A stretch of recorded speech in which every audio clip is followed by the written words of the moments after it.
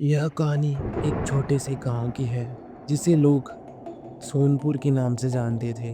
सोनपुर गांव जंगल के बीचों बीच हुआ करता था और यहाँ के लोग बहुत ही सरल और सीधे थे।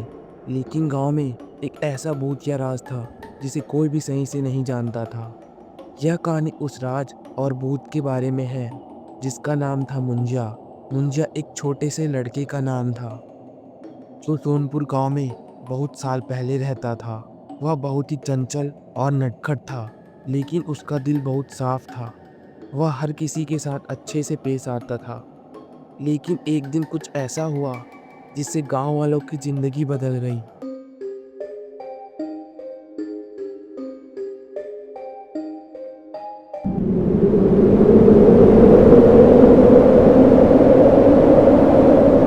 गांव में कुछ अजीब घटनाएं घटने लगी थी। फसलें सूखने लगी थी, जानवर मरने लगे थे और लोग बीमार होने लगे थे। कुछ दिनों बाद गांव वालों ने यह मान लिया कि ये सब मुंजिया की वजह से हो रहा है। वह गांव में हर वक्त खेलता रहता था और किसी भी धार्मिक कार्य में शरारत करता। लोगों का मानना था कि मुंजिया गांव में दुर्भाग्य लेकर आया था। एक रात गांव के बुजुर्गों ने एक खतरनाक निर्णय लिया। उन्होंने तय किया कि मुंजिया को एक भूत प्रेत का प्रतीक मानकर उसे तंत्र मंत्र से शांति दिलानी होगी। उसी रात गांव के कुछ लोग मुंजिया को पकड़ने और उसे जंगल में एक प्राचीन मंदिर में ले जाने गए। वहां एक खौफनाक तंत्र मंत्र का आयोजन हुआ और मुंजिया को बलि चढ़ाने का निर्णय लिया। गांव वालों ने उसे जिंदा जला दिया ताकि उसका भूत किसी को नुकसान ना पहुंचाए। लेकिन यह बहुत बड़ी गलती थी। गांव वालों ने मुंजिया के साथ जो किया उससे वह बहुत दुखी हुआ। मरते समय उसने कसम खाई थी कि वह अपना बदला जरूर लेगा और गांव वालों को कभी भी शांति से नहीं रहने देगा। मुंजिया की मौत के बाद कुछ अजीब घटनाएं होने लगी। गांव वालों का मानना था कि मुंजिया का भूत अब उनकी आत्मा से जुड़ चुका था। रात को लोग अक्सर चिल्लाने की आवाज सुनते और कई लोग रात में गायब हो गए। कई बार गांव के लोग जंगल में गए, लेकिन मुंजिया के भूत ने उन्हें वापस भेज दिया। कई सालों तक गांव में अजीब घटनाएं होती रही। किसी को रात के समय अकेले बाहर जाने की हिम्मत नहीं होती थी। लोग कहते थे कि मुंजिया का भूत अभी भी जंगल में घूमता है और जो भी गांव से बाहर जाता वह उसकी नज़रों में आ जाता। आज से कुछ साल पहले एक युवक जिसका नाम था अजय, वह सोनपुर गांव गया। वह एक जिज्ञासु और साहसी लड़का था जो भूत प्रेतों की कहानी सुनकर डरता नहीं था। उसने सुना था कि सोनपुर गांव में अजीब घटनाएं हो रही हैं और वह इस बारे में एक डॉक्यूमेंट्री बनाना चाहता था।